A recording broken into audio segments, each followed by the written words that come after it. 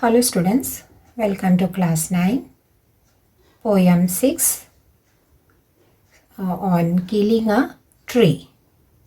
Subject is English. This is a nice poem. Let us see what is given in this poem. It is written by Giv Patel. Here on the top it is given, you must have observed people cutting down trees. But can they kill a tree? Is it easy to do so? Let's read the poem and find out what the poet says on killing a tree. Now, central idea of the poem is, in this poem there is a beautiful ironic statement written by the poet about killing a tree. Actually, he means its opposite. He taunts how trees are to be killed, but they must not. He further says that a tree is hard to kill with the knife. The tree takes years to grow from the earth. He says that to kill a tree, its roots must be pulled out entirely from the soil. This poem also conveys a message that the trees are our lifeline, so they must not be killed. He instructs how a tree is killed. He gives out the message that trees are something pious and like human beings. He conveys that the tree is very deep rooted and cannot be wiped out easily. He indicates and compares it with the evil, which also deep rooted in the surroundings and cannot be uprooted so easily without changing the environment. Now students, ये एक बहुत ही अच्छा एक poem है. It is about killing the trees. लोग trees को काटते हैं, उसको मारने की कोशिश करते हैं, मगर वैसा होना नहीं चाहिए. ये पोएट बोलता है कि वो एक छोटा सा नाइफ या कोई चाकू से उसको मार डालना बहुत जल्दी नहीं है, आसान नहीं है. ये जो पेड़ होते हैं वो बड़े होने में कितना सालों लग जाता है ना. तो ये क्या बोल रहे, तो इट इज़ वेरी हार्ड. अगर उसको मारना ही है तो उसको पूरा उसका नीचे का जो रूट है उसको निकालना पड़ता है. फिर वो पोयम में बताते हैं कि कैसे ट्री को मारा जाता है. ये एक मैसेज है कि ट्रीज पायस माने पवित्र होते हैं और ह्यूमन बीइंग के जैसे होते हैं. और ये वो बोलते हैं कि इतना इजी नहीं है क्योंकि उसका जो रूट होता है वो एकदम डीपली अर्थ के अंदर होता है. तो it is not easy to take out.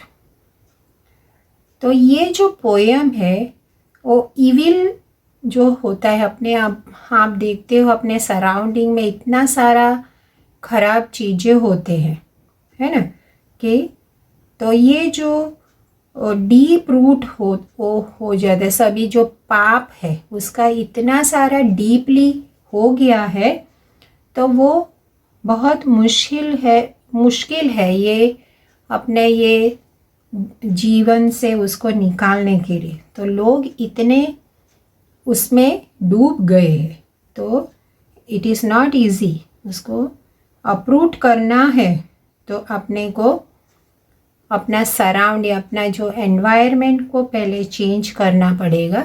अपना स्वभाव है, अपना जो एक दूसरे के साथ जो बर्ताव है वो सब हमें ठीक करना चाहिए. ये मैसेज ये देता है.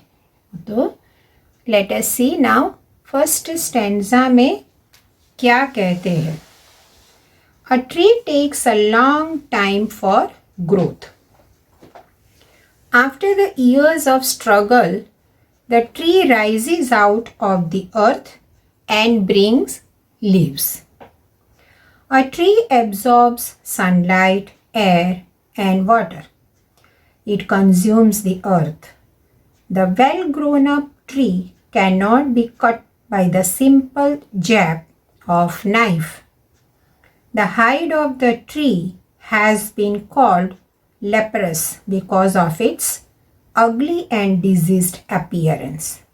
Now students, इसमें क्या बोलते हैं कि ट्री एक दो दिन में बड़ा नहीं होता है, उसको सालों लग जाते हैं, बहुत समय चाहिए उसको बड़ा होने में, और ये बहुत ही स्ट्रगल उसको, बहुत बारिश का, धूप का, ये सब उसको स्ट्रगल करके वो बड़ा होता है और उसमें से लीव्स होते हैं. तो ये ट्री क्या एब्जॉर्ब करता है? सनलाइट है, एयर है, वाटर, ये सब वो ज़मीन में रह के ये सब एब्जॉर्ब करके बड़ा होता है. जो बहुत ही एकदम घना जो पेड़ है, ग्रोन अप ट्री होते हैं, उसको आसानी से काट नहीं सकते, एक नाइफ से जल्दी काट नहीं सकते.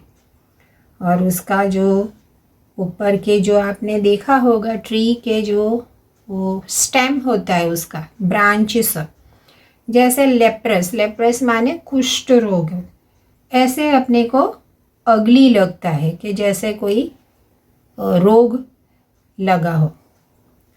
Now second stanza. Hacking and chopping alone will not be sufficient to kill a tree. The tree will expand again. The bleeding bark will not heal soon. Curled green twigs will arise from close to the ground. The poet compares the trees with the human body. Now second stanza में क्या? Hacking and chopping means उसको छीलना या उसको काटना. तो ये खाली वो एक पेड़ को मार डालना हो तो ये सब करना काफ़ी नहीं है. वो फिर से उसको ऐसा करेगा तो फिर से वो वहाँ से फुट के एक्सपांड होता है. तो और उस अभी हम कोई पेड़ को छीलते हैं तो उसमें से ब्लीडिंग होता है. जैसे ह्यूमन बॉडी में से ब्लड आता है, ऐसे उसमें से भी लिक्विड पदार्थ बाहर आता है. तो वो जो ये ब्लीडिंग बार्क है वो बहुत ही जल्दी से हील नहीं होता है. फिर से वहाँ कर्ल्ड ग्रीन ट्विग्स फिर से उग जाता है. और वो कैसे होता है? हम अभी पेड़ काटते हैं तो उसका जो रूट अंदर रह जाता है, तो आपने नोट किया होगा वो फिर से लीव्स उसमें से उग के बाहर आता है. तो ये जो पोएट है ये ट्री को ह्यूमन बॉडी से कंपेयर वो किया है ये पोयम में. नाउ नेक्स्ट, अभी next stanza. The tremendous effort is required to uproot a tree. Pulling the roots out can be done to kill a tree. The earth protects the tree by giving it life and allowing its stem to spread underneath. The stem is white and wet. The earth anchors and balances the roots in its soil. अभी ये next paragraph में क्या बोलते हैं कि उसको मूल से निकालना हो तो बहुत ही मेहनत की ज़रूरत पड़ती है. उसको आसान नहीं है रूट में से उसको अपरूट करना के लिए. तो ऐसे आसानी से उसे कैसे उसको वो ट्री को मार सकते हैं? जब आप उसको रूट में से निकालो तो आपने देखा होगा हाईवेज में कितने सारे पेड़ अपरूटेड किया है हाईवेज बनाने के लिए, तो उसको नीचे से अपरूट करना पड़ता है। तो ये अर्थ क्या करता है, ट्री को सुरक्षा देता है, प्रोटेक्ट करता है ना। तो उसको ये जो स्टेम होता है उसको बाहर निकलने में, स्प्रेड होने में अर्थ उसका मदद करता है। तो फिर उसका काटने से क्या होगा, वो स्टेम एकदम वाइट हो जाता है और उसका वेट माने गीला हो जाता है। तो ये अर्थ क्या anchors and balances the roots in its soil. फिर वो जो ज़मीन के अंदर वो रूट को पकड़ के रखता है, ट्री का जो रूट होता है उसको, अर्थ उसको सपोर्ट करता है। Now next stanza, last stanza. It is scorched and chalked after it is pulled out. It is killed after withering. Scorching, chalking, hardening, twisting, and withering are some of the processes that lead to the death of a tree.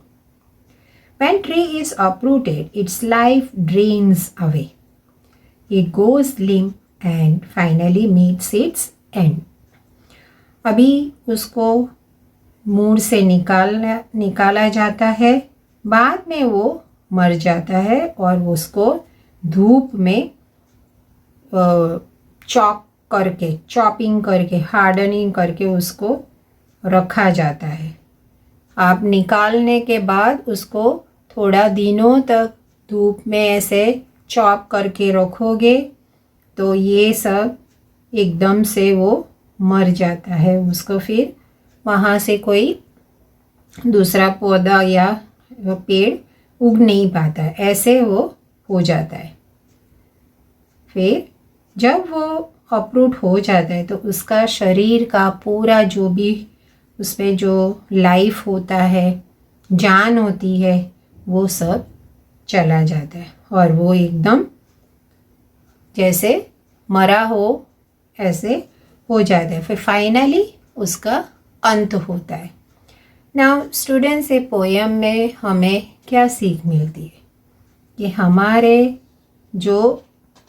हमारे अंदर जो खराबियां हैं वो बहुत ही आसानी से हम निकाल नहीं पाते, मगर वो अभी हमको कोई ऐसा है बैड हैबिट हो तो हम सोचेंगे हाँ मैं अभी से नहीं करूँगा, मगर फिर ये जब फिर से उसको टेम्पटेशन होता है वो करता है।